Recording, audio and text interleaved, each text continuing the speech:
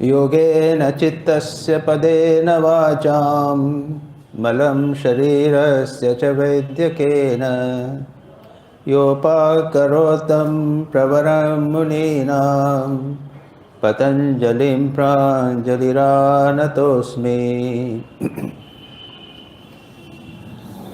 पतंजलि योग सूत्र में ध्यान का विषय 2 स्थानों पर लिया गया है। पहला है प्रथम अध्याय में जो हम लोग देख रहे हैं, और दूसरा है तृतीय अध्याय में जहाँ धारणा, ध्यान, समाधि की बात की गई है, उसको संयम कहा गया है। वो विषय जब आएगा तब उसको देखा जाएगा। यहाँ पर कुछ प्रकार के ध्यान और वो अलग अलग प्रकार के ध्यान हैं, और ये एक बहुत महत्वपूर्ण बात पतंजलि बता रहे हैं। तात्पर्य यह है कि ध्यान के बहुत सारी मेथड्स हैं, उपाय हैं, टेक्निक्स हैं। आप लोग यहाँ पर एक ध्यान हर संडे को होता है, फिर आप लोगों को इष्ट मंत्र मिला है, दीक्षा मिली है, ध्यान की पद्धति बताई गई है, सभी को किया गया है। यतीश्वरानंद जी एक ध्यान की पद्धति बताते थे और इसके हिंट्स पर मेडिटेशन करके बोलते थे, और उस पर लिखा हुआ था for private circulation only.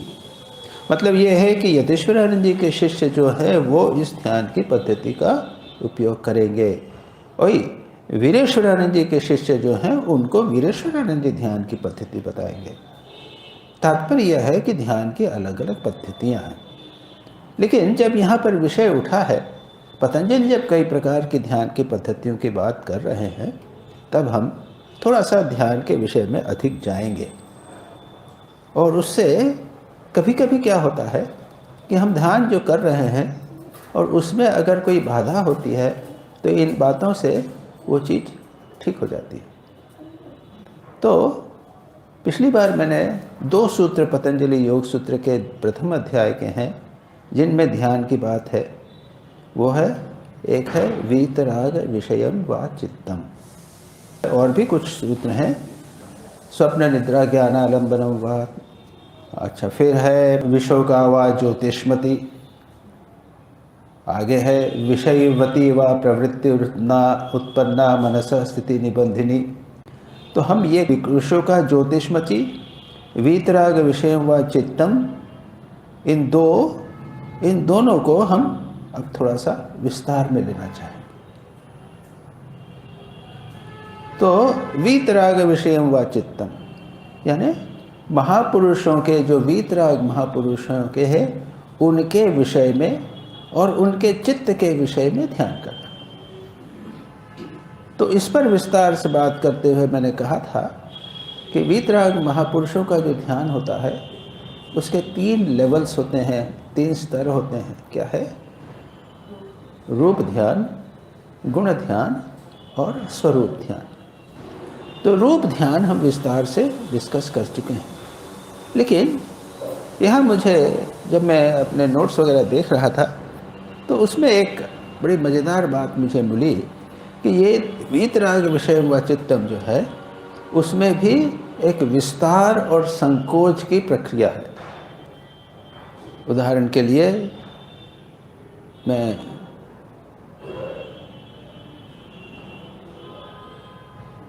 Vishnu पुराण में कहा गया है, विष्णु पुराण में भगवान विष्णु का ध्यान करना है। कैसे ध्यान करना? और शेष शैया पर सोए हुए हैं, चतुर्भुज हैं, लक्ष्मी जी उनके पैरों की सेवा कर रही हैं, मुकुट पहने हुए हैं, शंख चक्र गदा पद्म हाथ में बड़े हुए हैं, तुम्हारे सब बहुत सारे अलंकार इत्यादि पहने हुए वहाँ पर ध्यान कर रहे हैं, बैठे हुए सोए हुए। उस पर ध्यान कीजिए। ध्यान जब गहरा होने लग जाए तो अगली सीढ़ी आती है कि जब शेष शैया नहीं है, लक्ष्मी जी नहीं है, केवल भगवान है, चतुर्भुज रूप है, शंख चक्र गदा पद्म। आगे चले, अगले लेवल पे आते हैं। अब ये एक दिन में नहीं होता, वर्षों तक ध्यान करते करते मन जब सूक्ष्म होता है तो ये होता है। तब क्या है? केवल चतुर्भुज रूप है, शंख चक्र गदा पद्म हाथ में नहीं है, मुकुट नहीं है, विभिन्न आभूषण इत्यादि नहीं है। अगले लेवल पे द्विभुज रूप है भगवान का, 2 हाथ हैं बस, 4 हाथ नहीं, 2 हाथ हैं, उनका ध्यान कीजिए। और जाएंगे तो फिर रूप चला जाता है, केवल उनकी सत्ता मात्र रहती। इससे मुझे एक और भी बड़ा सुंदर एक ध्यान की प्रक्रिया है जैन धर्म में। तो जैन धर्म में वहाँ पे कोई एक वीतराग विषय या महापुरुष की चर्चा नहीं कर रहे हैं, लेकिन जो रूप ध्यान का संकोच है उसकी चर्चा कर रहे हैं। वो मैं बताता हूँ। वो लोग तो आत्मा का ध्यान करते हैं, अपने आत्मा का। तो कल्पना करते हैं, कहते हैं कि कल्पना करो कि 1000 योजन का समुद्र है, बड़ा सारा बड़ा समुद्र। उसमें 100 योजन का एक सुमेरु पर्वत है, बहुत ऊंचा एक पर्वत है। उसके पर्वत के ऊपर एक स्थान है, वहाँ पर एक सिंहासन बड़ा हुआ है, रत्न जटित इतना सुंदर सिंहासन है, और उस पर तुम ध्यान करने बैठे हो। ऐसा ध्यान करो, तुम सोचो कि तुम उस स्थान पर बैठकर ध्यान कर रहे हो। तो हमारा जब मन चंचल है, बाहर भाग रहा है, इधर उधर सोच रहा है, तो ठीक है, 1000 योजन का समुद्र सोचो, इतना वो करो, और उसके ऊपर सिंहासन, रत्न जड़ित सिंहासन का वर्णन कर दिया, उसके ऊपर तुम वहाँ पर बैठे ध्यान कर रहे हो, और ध्यान करते जाओ। ये हो, इसको कहते हैं पार्थिवी धारणा, यानी पत्थर के न पार्थिव पृथ्वी की धारणा। उसके दूसरी लेवल आया है आग्नेयी धारणा, अग्नि की। सोचो कि तुम जो हृदय में ध्यान कर रहे हो, तो तुम्हारे सीने में एक 8 पकड़ी वाला काला कमल है, नीचे की ओर खिला हुआ नहीं है। उसके नीचे एक दूसरा है, सुंदर कमल खिला हुआ है, लाल काला नहीं है, वो लाल कमल है। उसमें तुम्हारे आत्मा है, ज्योति जल रही है।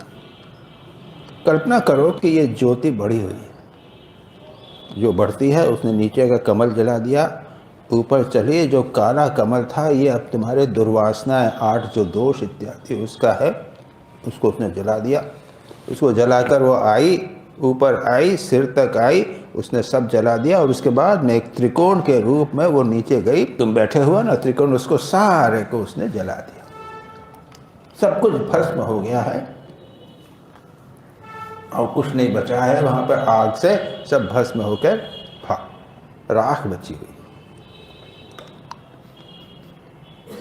अब तीसरी धारणा, वायवी धारणा। वायु चल रही है, खूब तेजी से वायु चल रही है, खूब जोर की हवा चल रही है, तूफान आया है, और जो तुम्हारी आत्मा के ऊपर जलने के बाद जो राख बची थी वो उड़ गई। अच्छा, उसके बाद अगली धारणा। अब ये हर एक धारणा को आपको कुछ दिनों तक करना है, एक दिन में नहीं, फटाफट बोल दिया उसे नहीं। उसके बाद में होती है मारुति धारणा। बादल आए, बहुत सारा घने बादल आए, चारों तरफ फैल गए, धीरे धीरे वर्षा हुई, तेजी से वर्षा हुई। तो तुम्हारी आत्मा पर जो राख बची हुई थी वो पहले तो उड़ गई थी, और अब जितनी बची हुई राख है वो भी सब उड़ गई।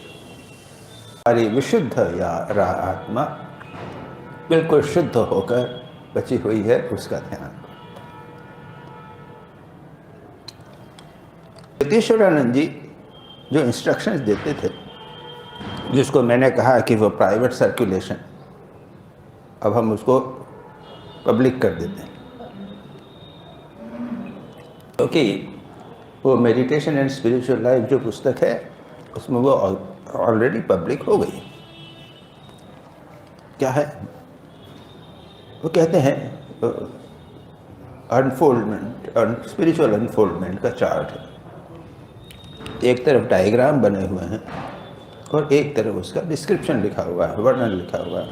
कहते हैं कि एक व्यक्ति, एक भक्त, वो किसी एक पर्सनालिटी, एक व्यक्तित्व, एक महापुरुष या एक अवतार की तरफ आकृष्ट होता है।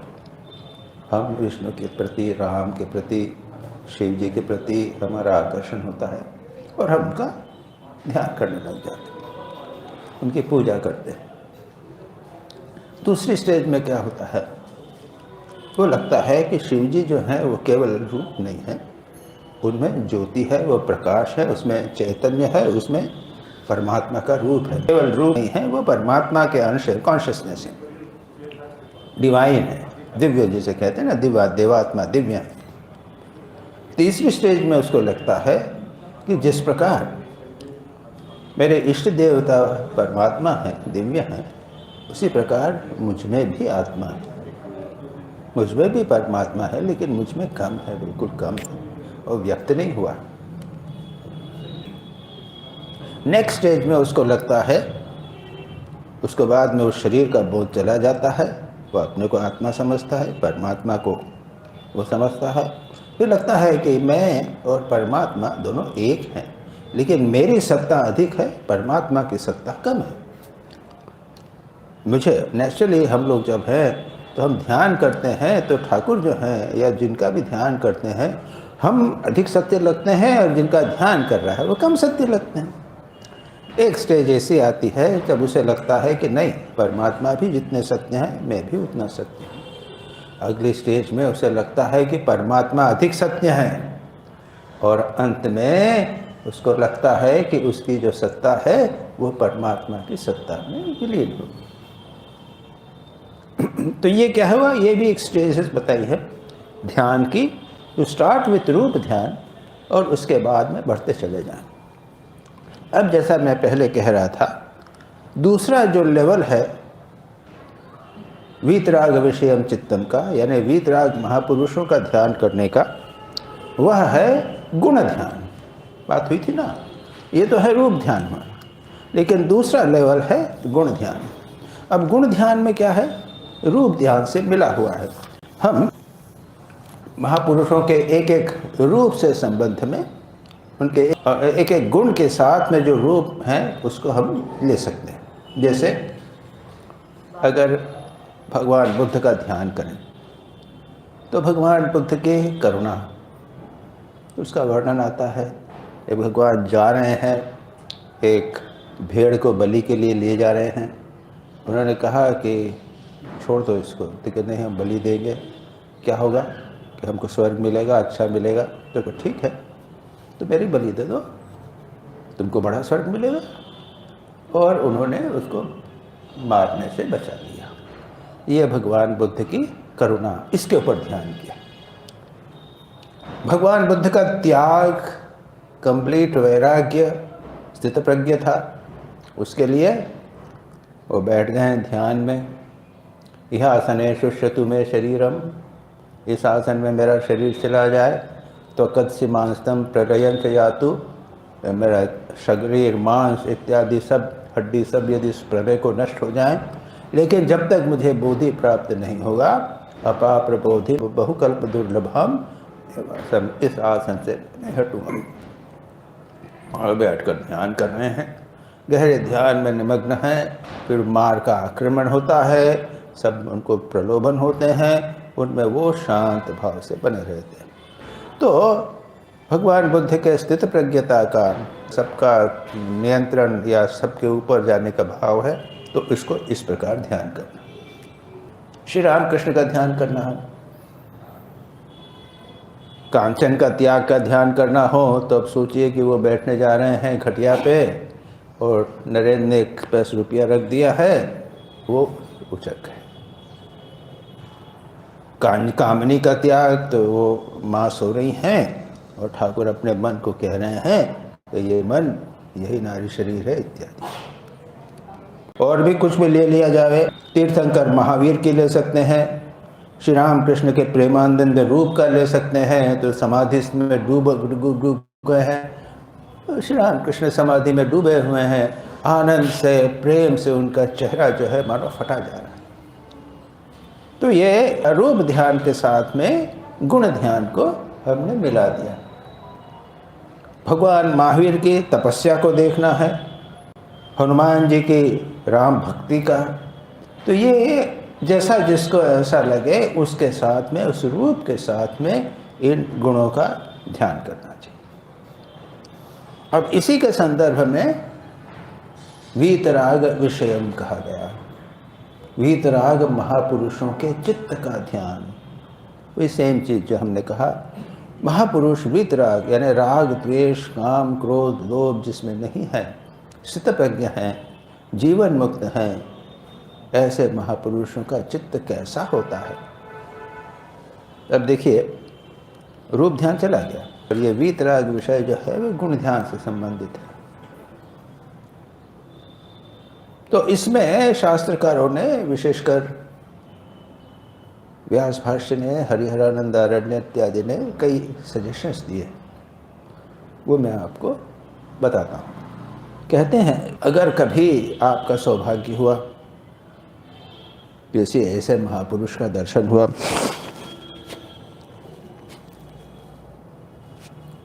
राग द्वेष रहित दर्शन का सौभाग्य प्राप्त हुआ। अब हम तो वृद्धावस्था हो गई, अब हम सोचते हैं इतने साधुओं से मिले, अवश्य कुछ लोग ऐसे महापुरुष थे, उनका ध्यान करना। यतीश्वरानंद जी तो स्थितप्रज्ञ थे, ब्रह्मज्ञ ऋषि थे, उनको देखते ही आनंद होता था। अगर ऐसा कभी सौभाग्य मिले तो उनके निश्चिंत, निर्लिप्त, शांत, इच्छा शून्य भाव को, स्वभाव को याद करके उसको मन में बनाए रखने का प्रयत्न करना चाहिए। देखिए ये एक इतने इम्पोर्टेंट चीज़ है। हम दुर्भाग्य यह है कि हम रूप ध्यान तक ही बने रहते हैं। जैसा अभी मैंने कहा, रूप ध्यान के भी अनेक ग्रेड्स हैं, शुरू से प्रारंभ होकर निराकार तक जाने की, तो उसमें फिर ये भी आता है। दूसरा है, उदाहरण के लिए यहाँ हम काशी में हैं, शिव जी का ध्यान कीजिए, निर्विकार बिल्कुल शांत बैठे हुए हैं, ईश्वर के चित्त या शिव जी के चित्त उसका ध्यान करें, उसमें अपने चित्त को मिलाने का प्रयत्न करें, या अपने मन में भगवान शिव जी के चित्त का ध्यान करें, चित्त के साथ एक कर लें। वीतराग विषयम चित्तम, यहाँ पर वीतराग शिव जी के रूप का महत्व नहीं है, उनका जो चित्त है, शिव जी का चित्त कैसा है, पूर्ण से शांत, कोई राग द्वेष कुछ नहीं, बस बैठे हुए हैं। इतनी भीड़ आ रही है, इतने लोग आ रहे हैं, प्रलय भी हो जाए तो कुछ फर्क नहीं पड़ने वाला है, उसका ध्यान कर। कैसी अद्भुत स्थिति है। अच्छा, या फिर अन्नपूर्णा का ध्यान करना है, तो अन्नपूर्णा सदा पूर्ण, नित्यानंद करी, सदा आनंदमयी है, सदा पूर्ण है। ऐसी महा अन्नपूर्णा का ध्यान करें, उनके हृदय का, उनका मातृत्व का ध्यान करें। जगत की माता है, सदा पूर्ण है, सदा दे रही हैं। उसी प्रकार माँ शारदा का ध्यान करना है, तो वही माँ शारदा अन्नपूर्णा है, सदा दे रही है, सबको बच्चा ले रही है, सभी उनकी संतानें हैं। ये हुआ वो चित्त का ध्यान। तीसरा, ये अलग अलग प्रकार हैं। अपने चित्त को, हमारे चित्त को जब ध्यान करने बैठेंगे, कम से कम उस समय तो अपने चित्त को पूर्ण रूप से राग द्वेष संकल्प रहित करने का प्रयत्न करना चाहिए। और कभी कभी यदि इस प्रकार की स्थिति होवे,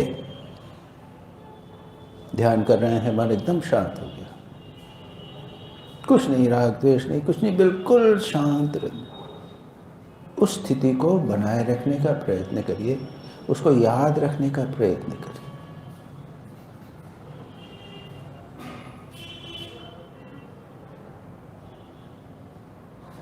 अगली स्थिति, ये हमारा सारा जगत जो है द्वंद्वात्मक है ना, ऊपर नीचे, अच्छा बुरा सब है। इससे मन को ऊपर उठाने का प्रयत्न कीजिए। अब ये ऐसा है कि अलग अलग प्रक्रियाएं हैं, प्रोसेसेस हैं, उपाय हैं, मेथड्स हैं। मैं इसलिए बता रहा हूँ कि किसी को कोई अच्छा लगे, जम जावे तो करे उसको। तो इस द्वंद्वात्मक जगत के परे अगर मन को ले जाने का प्रयत्न करेंगे तो एक ऐसी स्थिति प्राप्त हो जाएगी कभी कभी जहाँ पर आनंद ही है और कुछ नहीं है। ब्लिस, आनंद। कल्पना कीजिए ये सारा जगत जो है उसके पीछे एक चैतन्य सत्ता तो है, हम सब बात करते हैं। उसका आप चिंतन करने का प्रयत्न कीजिए ना। हमारा दुर्भाग्य है कि हम रूप के आगे जा नहीं पाते। थोड़ा सोचिए, मानो एक पर्दा है, ये पर्दा है ना, आप मुझे ही देख रहे हैं, पर्दे को नहीं देख रहे। अभी इतना प्रवचन हो रहा है, सब मुझे देखते हैं, पर्दे को देखेंगे ही नहीं। लेकिन पर्दा कितनी बड़ी सत्ता है उस पर्दे की सत्ता। सारे जगत के पीछे एक पर्दा है, उस पर्दे की सत्ता का ध्यान करने का प्रयत्न कीजिए। आप देखेंगे प्रशांति है वहाँ पर, आनंद है, शांति।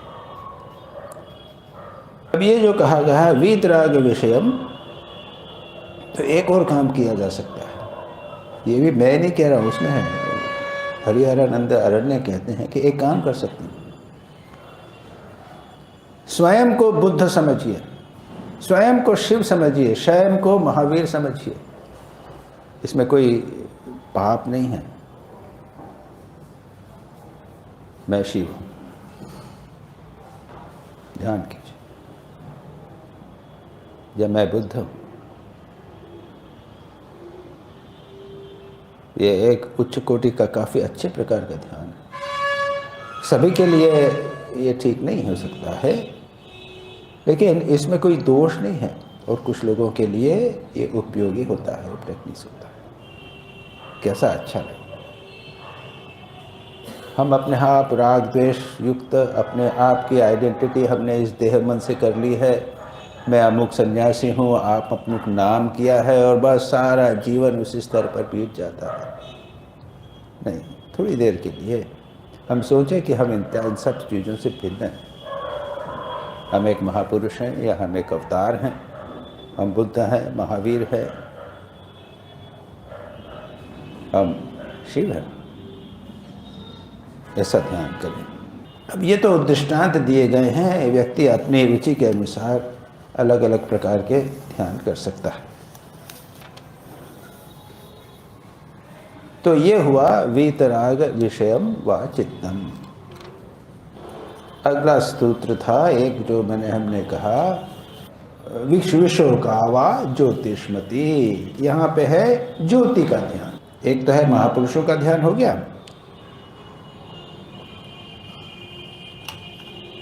अब ज्योति का ध्यान। स्वामी विवेकानंद ने पतंजल योग सूत्र का ये सूत्र जो है विश्व का वा ज्योतिष्मति, इसकी व्याख्या करते हुए लिखा है कहाँ ध्यान करना, ज्योति का ध्यान कैसे करना। और ये स्वामी जी ने जो शास्त्रों में है उसके आधार पे लिखा है।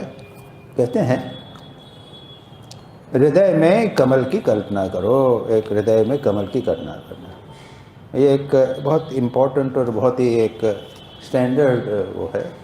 हमने कहा था कि हृदय में कल्पना कर सकते हैं एक कमल की, उसके बाद उसके ऊपर इष्ट की कल्पना करें और उसके चारों तरफ ज्योति की कल्पना करें, और वो इष्ट जो हैं वो जीवंत जागृत चैतन्य है, आनंदमय है, इस प्रकार की कल्पना करें। तो स्वामी विवेकानंद कहते हैं कि हृदय में कमल की कल्पना करो जिसकी पखुड़ियाँ ऊर्ध्वगामी हैं, नीचे हैं, ऊर्ध्वमुखी है, नीचे की ओर पखुड़ियाँ हैं। इसके बीच सुषुम्ना नाड़ी की कल्पना करो। थोड़ा सा उन्होंने विस्तार किया है।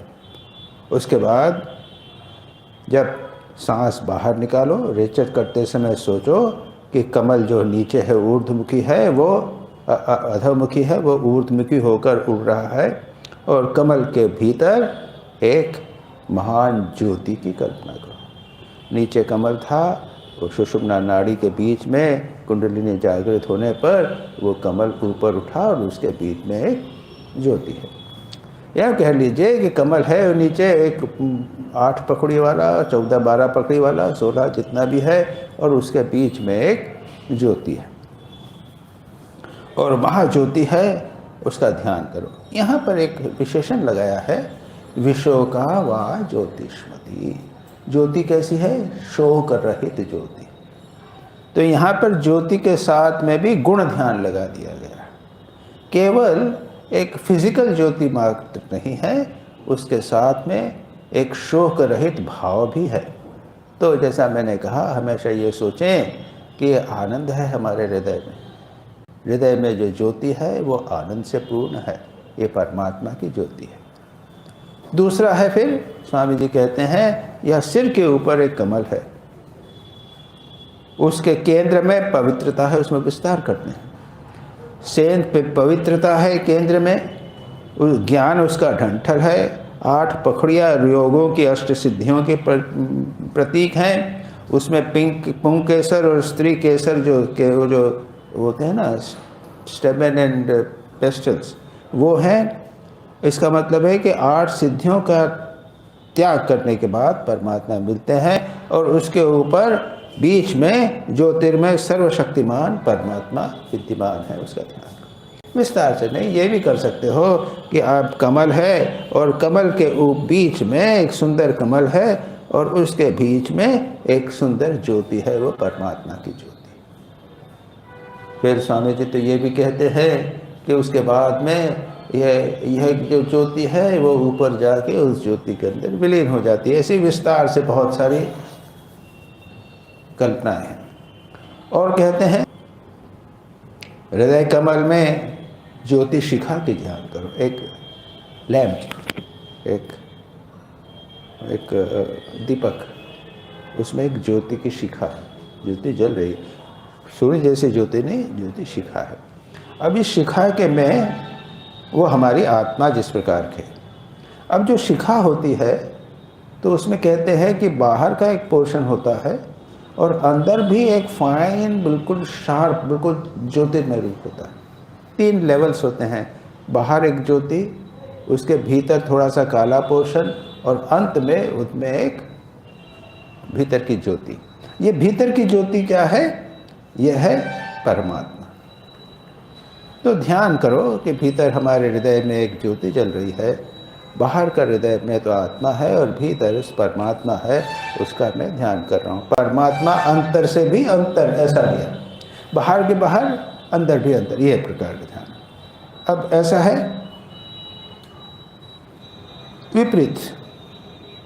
अब देखिए, ये थियोरेटिकल पोर्शन है लेकिन बड़े सुंदर हैं, इसलिए मैंने कहा कि इसको जरा आप सुनने बड़ा अच्छा लगता है। उदाहरण क्या दिया है, अब अगला ध्यान बड़ा सुंदर है। कहते हैं कि हृदय में, हृदय आकाश, आकाश यानी स्पेस, हृदय खाली है हमारे हृदय में, यानी हमारे सीने में आकाश है, स्पेस है, उसमें ज्योति पुंज, एक महान ज्योति है, वो आत्मा हुई।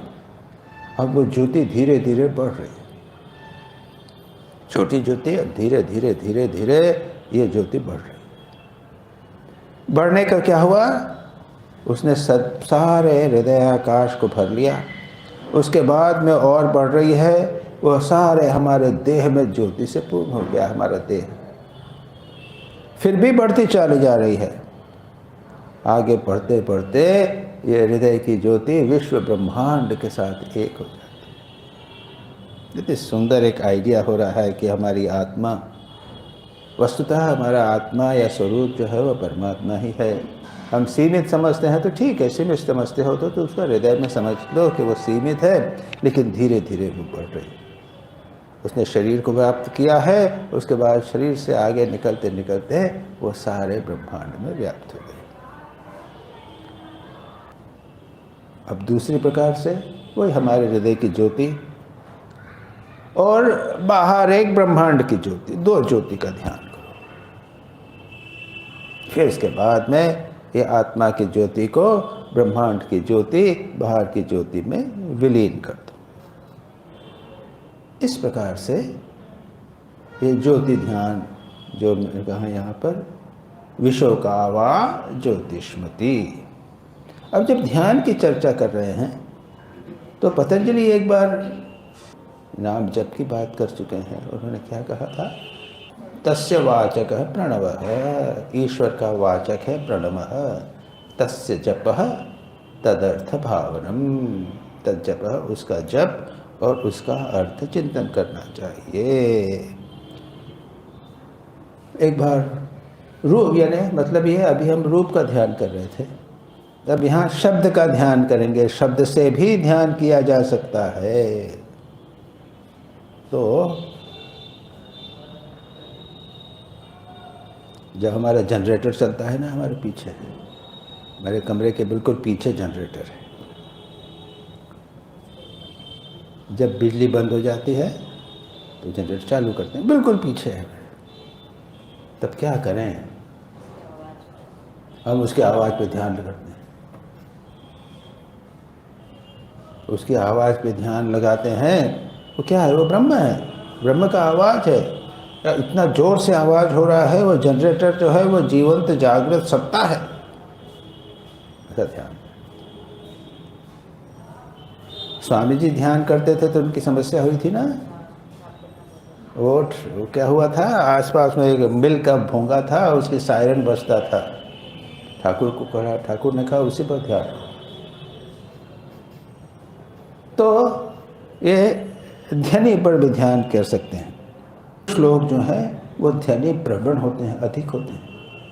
जैसे हम लोग तो रूप से लेके कार्य शुरू करते हैं, कुछ लोग जो है वो ध्वनि के लेके प्रारंभ करते हैं। ध्वनि प्रवण जिसे कहते हैं ना, मोर जैसे कहते हैं ट्यून, तो वो ध्वनि से, उसका चिंतन से आवाज़ के ऊपर अपने मन को लगाएंगे। अच्छा, अब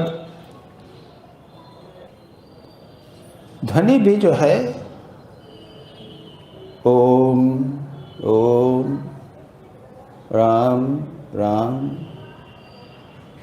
तो जैसे रूप का चिंतन यहाँ करते हैं ना, है ना, रूप का क्या, ईश्वर का आपने यहाँ करिए, ज्योति का ध्यान करिए या इष्ट का हृदय में, उसी प्रकार से ये ध्वनि को भी यहाँ सुना जा सकता है। यहाँ के एकाग्र मन को एकाग्र करके ध्वनि को यहाँ उनको एक केंद्र पर एकाग्र किया जा सकता है।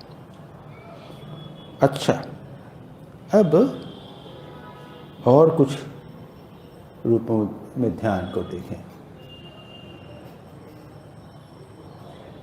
स्वामी विवेकानंद श्री रामकृष्ण को तोतापुरी महाराज ने कहा, क्या कहा? कि ब्रह्म का चिंतन करो, है ना। बैठे ध्यान करने लगे, सबको विलीन कर दिया, विचार कर दिया। माँ जगदम्बा का रूप आ ही रहा है, जान ही रहा है।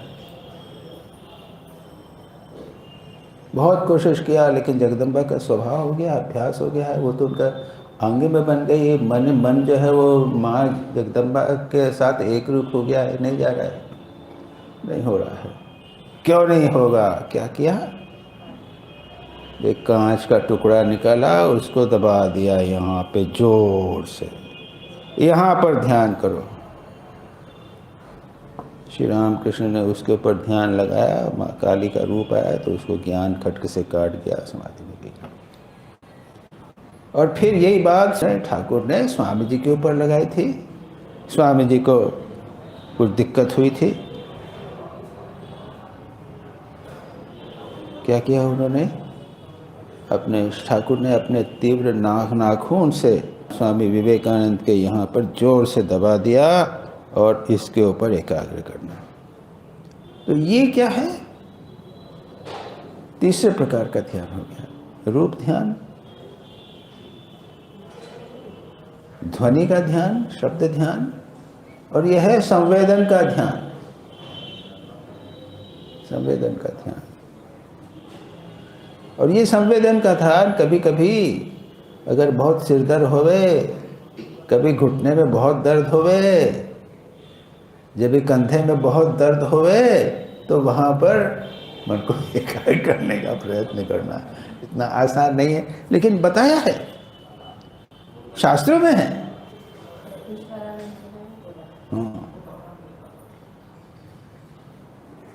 तो वेदना के स्थान पर मन को एकाग्र करने से उसके बाद एकाग्र करके वहाँ पर चैतन्य का चिंतन किया जा सकता है। अब ये बहुत सारे दो जो सूत्र है उस पर हम विचार कर चुके हैं, वीतराग विषय व चित्तम, और अब एक सूत्र और बचा है। उसके पहले मैं और करना चाहता हूँ कुछ और इम्पोर्टेंट प्रकार की ध्यान है, वो आएगा स्वप्न निद्रा ज्ञान आलम्बनम वा, और फिर तो आ जाएगा यथाभिमत ध्यानात्वा, जैसी तुम्हारी इच्छा हो ध्यान करो। यतीश्वरन जी उस पर कहते थे, इसका मतलब नहीं कि जूते की दुकान का ध्यान करो, मतलब ये नहीं तुम जूते की दुकान का ध्यान करो। तो वेदांत में कुछ ध्यान बताए गए हैं। हम जो हैं वो मानो सच्चिदानंद सागर है और हम मछली की तरह उसके अंदर तैर रहे हैं, या फिर सच्चिदानंद ब्रह्म निर्गुण निराकार आकाश की तरफ है और हम पक्षी की तरफ उसमें उड़ रहे हैं। ये जो लोग हम ब्रह्मास्मि की चर्चा करते हैं, आत्मा परमात्मा की चर्चा करते हैं, ब्रह्म और जीव की बात करते हैं, उनके लिए कह रहे हैं कि हमारा तो शरीर बिल्कुल, हमारा बॉडी कॉन्शियसनेस देहात में बहुत प्रबल है, उसे बने रहने दीजिए, लेकिन सोचिए कि जो सारा आकाश है वो ब्रह्म है और मैं जीव हूँ, मैं पक्षी हूँ और उसमें उड़ रहा हूँ। तीसरा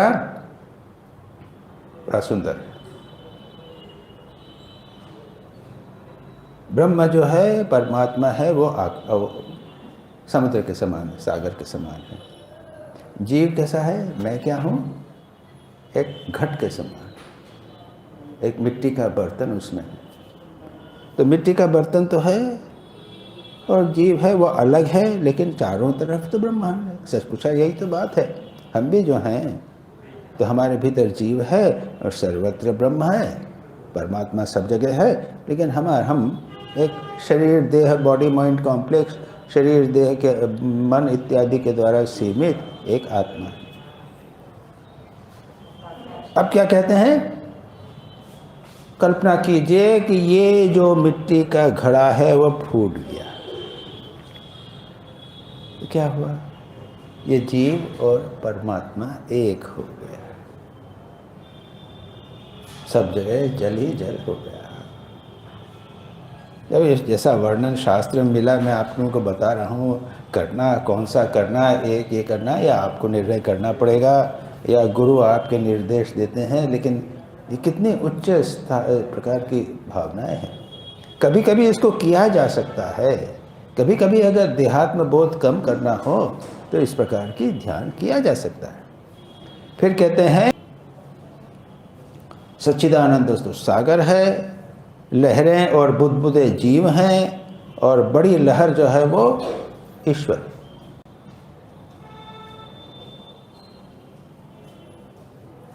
सर्वत्र अखंड ज्योति विद्यमान है, सर्वत्र विद्यमान है ज्योति, और मैं एक जीवात्मा, एक छोटा सा ज्योति हूँ, और इस ज्योति पुंज में के रूप में अनस्त प्राणी भी बहुत सारे ज्योति हैं, उसमें ज्योति के पुंज के रूप में विद्यमान है।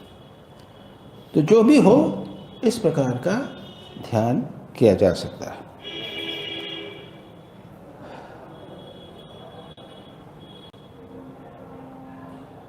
शास्त्रों में महावाक्यों का ध्यान करने को कहते हैं। अहम ब्रह्मास्मि का ध्यान करना है। तुरायानंद जी यहाँ पे थे, वो क्या करते थे, गीता के एक श्लोक पर रोज ध्यान करते थे, कंटिन्यूअस ध्यान करते थे।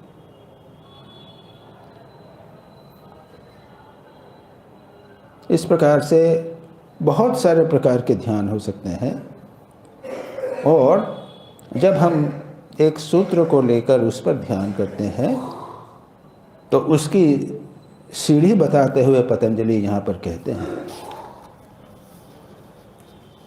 हम उसको देख भी चुके हैं, अगली बार आएगा, अगले सूत्र में आएगा। अर्थमात्र निर्भावसा, जब एक सूत्र अहम ब्रह्मास्मि, इस पर आप ध्यान कर रहे हैं। अब इस ध्यान करते करते जब अहम ब्रह्मास्मि रूप चला जाएगा और केवल उसका भाव रहेगा, शब्द चले जाएंगे, केवल अर्थ रहेगा, उस समय समाधि होती है। खैर, उसको छोड़ दीजिए। अब आज छोड़ दें, अभी टाइम तो हो रहा है। अगला सूत्र है स्वप्न निद्रा ज्ञानालंबनम वा। स्वप्न में बाह्य ज्ञान रुद्ध हो जाता है। स्वप्न निद्रा ज्ञानालंबनम वा। स्वप्न के ज्ञान से और नींद के ज्ञान से का आलंबन रहकर भी ध्यान किया जा सकता है। स्वप्न निद्रा ज्ञानालंबनम वा। स्वप्न यानी क्या? अगर कोई महापुरुषों का स्वप्न आवे, अगर आप ठाकुर का स्वप्न देखें, राम का स्वप्न देखें, कृष्ण का स्वप्न देखें, तो बहुत शुभ। और अगर याद रह जाए, दुर्भाग्य ये होता है कि हम देखते हैं और सुबह उठते उठते सब गायब हो जाता है। अगर याद रह जावे तो उस रूप का ध्यान कीजिए, वो बहुत गहराई से आता है। स्वप्न के समय हमारा चेतन मन कार्य नहीं करता, अचेतन मन से ध्यान रूप आ जाता है। इसलिए उसका बहुत इम्पोर्टेंस है, उसको आप अवश्य उसका ध्यान कीजिए। लेकिन एक बात और भी कहते हैं कि कभी कभी रूप इतना इम्पोर्टेंट नहीं होता है जितना हमारा जो भाव आता है, एक आनंद का भाव। हम ध्यान हुआ कि हम पहाड़ पर चल रहे हैं, पहाड़ पर चल रहे हैं, चढ़ रहे हैं, चढ़ते चढ़ते चढ़ते बहुत ऊपर पहुंच गए और वहां ऊपर पहुंचकर हमने चारों ओर देखा और मन जो है वो आनंद से भर गया। ये आनंद का भाव। ऊपर चढ़ना इतना इम्पोर्टेंट नहीं, लेकिन उस आनंद को प्राप्त करके अगर वो प्राप्त किया है वो ज़्यादा इम्पोर्टेंट है। उस आनंद के ऊपर ध्यान करिए, उसको बनाए रखने का प्रयत्न। तो ये हुआ स्वप्न के संबंध में दो बातें, ये भाव, और दूसरा वो अगर स्वप्न में कोई महत्वपूर्ण प्रत्यय दिखाई देवे, कुछ श्रेष्ठ देवी देवता का दर्शन होवे, उसको करना। दूसरा है निद्रा ज्ञानालंबनम। निद्रा में क्या होता है? सब गायब हो जाता है, कुछ नहीं रहता है। तब क्या होता है? अज्ञान केवल रहता है। लेकिन अगर कल्पना कीजिए सज्ञान समाध्यान निद्रा, तुरानंद जी कोशिश करते थे ना, तुरानंद जी सोने का सोचते कि मैं निद्रा को देखूंगा। आखिरी में ऐसी स्थिति आई कि वो निद्रा चली गई थी उनकी। लेकिन अगर ऐसी स्थिति हो जावे तो वो क्या है? वो ब्रह्मानुभूति ही है। अब तात्पर्य यह है कि निद्रा ज्ञान का अर्थ है मन को शून्य करने का प्रयत्न करना, बीइंग सेल्फ अवेयर। मन में जो विचार उठ रहे हैं उसको देखने का प्रयत्न करना। ये अलग अलग प्रकृति के लोग हैं, उनके लिए होता है। ये विशेष प्रकृति के लोगों के लिए होता है। ये बात वहाँ पर पतंजलि भी इस बात में, उनकी जो व्याख्या है उसमें भी ये बात कहते हैं। यहाँ पर अब छोड़ते हैं, समय हो गया है। इसके बाद में आगे भी मैं सोच रहा हूँ कि बौद्ध धर्म में कुछ ध्यान की पद्धतियाँ हैं। जैन धर्म की चर्चा तो मैं कर ही चुका हूँ, और इसके बाद में अगला सूत्र हम ले लेंगे। स्वप्न निद्रा ज्ञानालंबनम वा हो गया है। उसके बाद पतंजलि कहते हैं यथाभिमत ध्यानात् वा, ये हम देख चुके हैं। इसके आगे की चर्चा अगली बार करेंगे, ठीक है। योगेन चित्तस्य पदेन वाचां मलं शरीरस्य च वैद्यकेन योपाकरोतं प्रवरं मुनीनां पतञ्जलिं प्राञ्जलिना नतोऽस्मि।